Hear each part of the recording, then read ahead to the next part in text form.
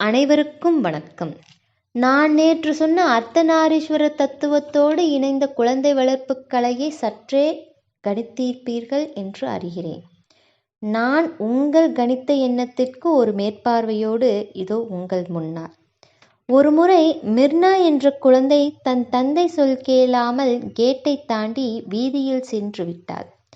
வண்டி வருகிற நேரம் என்பதால் தந்தை கடினமாக அவளை அதட்டி மிரட்டி உள்ளே இழுத்து கதவை தாளிட்டார். மிரட்டியதால் குழந்தையும் மிரண்டு போய் அழுதாள். இந்த இடத்தில் அவளின் அன்னை அவளை அரவணைத்து கணவனை மிரட்டினாள். நீங்கள் மிரட்டாமல் அவளை தூக்கி கொண்டு உள்ளே வரலாம் அல்லவா? அவளை மிரள வைக்கும் அளவுக்கு நிலைமையை கொண்டு போவீர்களா என்றாள் அழுத்தத்துடன். இதனை கவனித்து கொண்டு மிர்னாவும், டே அப்பா, இதற்கு அடித்தா என்னை இழுத்து கொண்டு வருவாய் என்றாள். பட்டென்று ஒரு அடி கிடைத்தது மிர்னாவுக்கு தன் அன்னையிடம். இப்பொழுது அத்தந்தை குழந்தையை சாந்தப்படுத்தி, அவள் இப்படித்தான், அவளை நம்பவே முடியாது, அரவணைத்து மோசம் செய்து விடுவாள் என்று கூறி குழந்தையை தூக்கி கொண்டார். மிர்னாவும் தந்தையோடு ஒட்டிக்கொண்டு அழுகையை மறந்து மோசக்காரி என்று கேலித்தனமாக சொல்லி விளையாட உள்ளே சென்று விட்டார். இங்கு கவனியுங்கள். கேட்டை தாண்டி வீதி சென்றது தவறு என்று கண்டித்த தந்தையின் செயலை கண்டித்து குழந்தையை அரவணைத்து அன்பு காட்டினாள் அன்னை.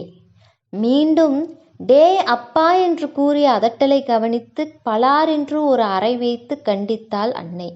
அதை கவனித்து குழந்தையை அரவணைத்து அன்பு காட்டினார் அப்பா. சாதாரண விஷயம்தான் மேற்பார்வையில், ஆனால் ஆழ்ந்து கவனித்தால் என்னவாகும்? அன்னை அரவணைத்தே சென்றால் டே அப்பா என்ற முதல் வார்த்தை வளர்ந்து மரியாதை தெரியாத பிள்ளையாக மாறிவிடுவார். தந்தை கண்டித்தே செல்வது தன் கடமை என்று நினைத்தால் இறுதி வரை தந்தையின் அன்பு நமக்கு தெரியவே தெரியாது. இப்பொழுது வாருங்கள் அர்த்தநாரீஸ்வரர் தத்துவத்திற்கு.